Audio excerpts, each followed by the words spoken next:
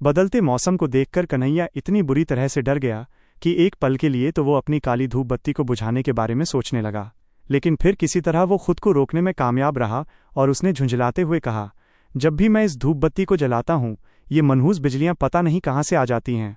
ऊपर से ये राजऋषि सुदर्शन न जाने कहाँ सोया पड़ा है। मेरे पूर्वजों से कहकर गया था कि धूप बत्ती जला देना और मैं आ जाऊंगा। मैंने पिछले 3 सालों में 12 बार ये धूप बत्ती जलाई है और आज ये 13वीं बार है। अभी तक तो उसका कोई नामो निशान नहीं दिख रहा।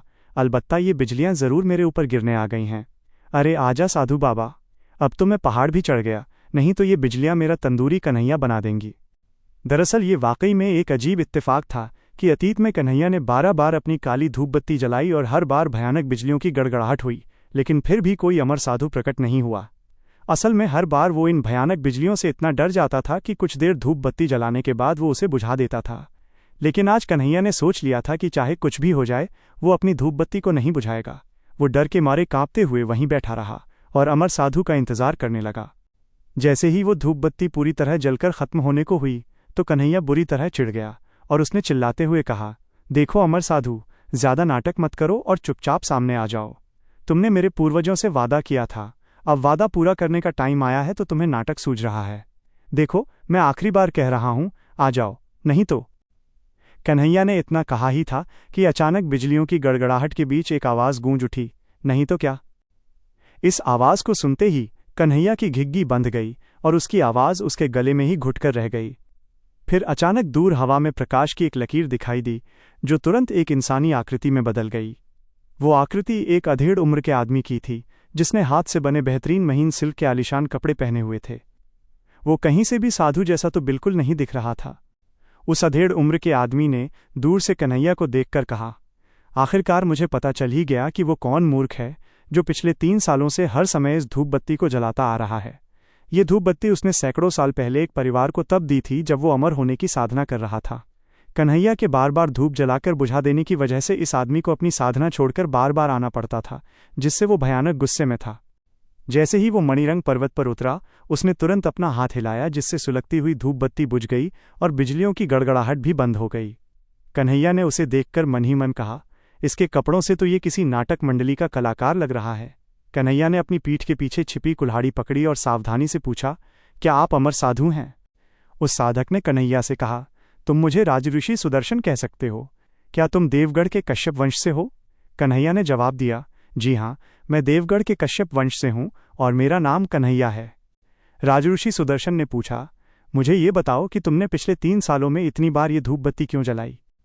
कन्हैया ने झूठ बोलते हुए एक उदासी भरी अभिव्यक्ति बनाई और कहा, आपका ये सेवक एक भावुक और नेक इंसान है। मैं अपने साथी गांव वालों से बिछड़ना बर्दाश्त नहीं कर पा रहा था। जब भी मैंने धूप जलाई मैं दुख की भावनाओं से भर गया। उन्हें पीछे छोड़ने का विचार मेरे लिए बहुत ही दर्दनाक था। ये सुनकर राजऋषि सुदर्शन कन्हैया को सदमे में घूरने लगा, क्योंकि उसने कभी भी ऐसी संभावना पर विचार नहीं किया था और इस तरह उसके दिल में गुस्सा और भी कम हो गया। लेकिन जब राजऋषि सुदर्शन ने अपनी दिव्य दृष्टि को गांव की ओर भेजा तो उसे ढोल और घंटियों की आवाज़ें सुनाई दी। साथ ही उसने ग्रामीणों को ये बात करते हुए भी सुना कि वो लोग कन्हैया के जाने से कितने खुश हैं। तो राजऋषि सुदर्शन के चेहरे पर एक अजीब सा भाव उभरा और उसे सिरदर्द महसूस होने लगा। फिर उसने पीछे मुड़कर कन्हैया को देखा, जो इस वक्त ऐसा लग रहा था मानो जैसे वो किसी मक्खी को भी चोट नहीं पहुंचाएगा। तभी अचानक उसे एहसास हुआ कि ये बच्चा ऊपर से जैसा दिख रहा है अंदर से वैसा बिल्कुल नहीं। ये तो पूरी तरह से एक खलनायक है। ये महसूस होते ही राजऋषि सुदर्शन ने गड़गड़ाहट की तरह गूंजने वाली आवाज़ में पूछा, मक्कारी मत करो, मुझे सच बताओ। राजऋषि सुदर्शन की आवाज़ को सुनकर कन्हैया इतना भयभीत हो गया कि वो कांपने लगा। कन्हैया ने डरते हुए कहा, अरे आप मुझे दोष नहीं दे सकते। पता नहीं ये कैसी घटिया धूप है, जब भी मैं इसे जलाता हर जगह बिजलियां चमकने लगती। कई मौक़ों पर तो मैं मरते मरते ही बचा। आपको क्या पता आपके चक्कर में मैंने क्या क्या सहा है। वास्तव में इस तरह की बिजलियों से 13 बार बचना एक आदमी के लिए बहुत बड़ी उपलब्धि है। यह सुनकर राजऋषि सुदर्शन ने चुपचाप कन्हैया को देखा और कहा, अगर तुम इतने ही डरे हुए थे तो तुमने इस धूप बत्ती को इतनी बार जलाया ही क्यों? कन्हैया ने तुरंत गुस्से से कहा, क्योंकि मुझे मरने से डर लगता है। क्या अमर साधना का मतलब हमेशा जीवित रहने में सक्षम होना नहीं होता? मैं हमेशा के लिए जीना चाहता हूँ, इसलिए आपको बुला रहा था ताकि आप आएं और मुझे अमर साधना सिखाएं। लेकिन आप पता नहीं कहाँ घूम फिर रहे थे। अगर आप पहली बार में ही आ जाते तो मुझे इतनी बार इस धूप बत्ती को जलाना ही क्यों पड़ता। यह सुनकर राजऋषि सुदर्शन एक बार फिर से अवाक रह गए, लेकिन उन्हें हमेशा के लिए जीवित रहने के प्रति बच्चे का आकर्षण अच्छा लगा और उन्हें एहसास हुआ कि कुछ कठिन प्रशिक्षण के बाद कन्हैया का व्यक्तित्व थोड़ा बदल सकता है। एक पल के विचार के बाद राजऋषि सुदर्शन ने अपनी आस्तीन लहराई, जिससे कन्हैया प्रकाश की एक किरण से पूरी तरह से घिर गया। फिर राजऋषि सुदर्शन ने कहा, अगर ऐसी बात है तो ठीक है, मेरे साथ आओ। अपने चारों ओर रोशनी का घेरा देखकर कन्हैया ने पूछा, हम कहाँ जा रहे हैं? लेकिन इससे पहले कि कन्हैया कुछ समझ पाता, अचानक उसे एहसास हुआ कि वो हवा में उड़ रहा है। उसने तुरंत नीचे देखा और कहा, हे भगवान, हम तो हवा में बहुत ऊपर आ चुके हैं। नहीं, हम उड़ रहे हैं? अरे, उड़ने से पहले बता तो देते, क्या मुसीबत है? इतना कहकर कन्हैया ने अपने हाथ में पकड़ी हुई कुल्हाड़ी नीचे गिरा दी और तुरंत राजऋषि सुदर्शन का पैर पकड़ लिया। फिर कन्हैया ने तेज आवाज में पूछा, आखिर हम जा कहाँ रहे हैं? जब राजऋषि सुदर्शन ने कन्हैया को अपना पैर पकड़ते हुए नीचे देखा तो थोड़ा असहज महसूस करते हुए कहा, अमर साधकों के शहर शंभाला। शंभाला का नाम सुनते ही कन्हैया चौंक गया, क्योंकि उसने पहले भी किस्सों और कहानियों में इस जगह के बारे में सुन रखा था। प्राचीन कहानियों के हिसाब से शंभाला हिमालय की वादियों के बीच छिपा हुआ वो शहर है जहाँ रहने वाले सभी लोग अमर हैं। कहते हैं, भारत, तिब्बत और चीन तीनों देशों की सीमाओं के इर्द गिर्द कहीं गुप्त स्थान पर एक नदी बहती है, जिसका नाम है देव नदी, और देव नदी की निचली शाखा पर स्थित है शंभाला, जिसका इतिहास अनगिनत वर्ष पुराना है। देव नदी के ऊपर 8 विशाल बादलों को छूने वाले पहाड़ हैं। उनमें से 4 पहाड़ नदी के उत्तरी तट पर स्थित हैं, जबकि 3 दक्षिणी तट पर। आश्चर्यजनक रूप से उन सभी में से सबसे भव्य पर्वत नदी के ठीक बीच से ही ऊपर उठा हुआ है। उस पर्वत का पूरा ऊपरी भाग शानदार सफ़ेद बर्फ की चादर से ढका हुआ है और इतना ऊंचा उठा हुआ है कि पर्वत की चोटी तक दिखाई नहीं देती। कहते हैं, शंभाला के लोगों ने इस पहाड़ को बीच से खोखला कर दिया है, जिससे देव नदी का पानी सीधे इसके अंदर से बहने लगा और पहाड़ अपने आप में कुछ हद तक एक पुल जैसा दिखने लगा, जिसका इस्तेमाल शंभाला के लोग उत्तरी घाट से दक्षिणी घाट जाने के लिए करते हैं। और वर्तमान में प्रकाश की एक किरण शंभाला के दक्षिणी तट के पास तेजी से बढ़ रही थी।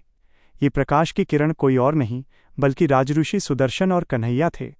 जैसे ही वो दोनों तीसरे पहाड़ की चोटी के नीचे नौकरों के क्वार्टर तक पहुंचे तो राजऋषि सुदर्शन ने कन्हैया को डर से चिल्लाते हुए सुना और वो अजीब तरीके से कन्हैया को घूरने लगे। असल में कन्हैया इस उड़ान से बहुत डर गया था। वो मणिरंग पर्वत से शंभाला के बीच अनगिनत पहाड़ों को पार कर चुके थे और पूरे समय कन्हैया को ऐसा महसूस हो रहा था जैसे वो राजऋषि सुदर्शन के पैरों पर अपनी पकड़ खो रहा है।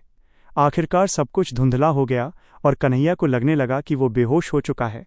लेकिन कुछ ही देर में फिर से सब कुछ स्पष्ट हो गया और कन्हैया को एहसास हुआ कि वो एक इमारत के ठीक बाहर उतर चुके हैं।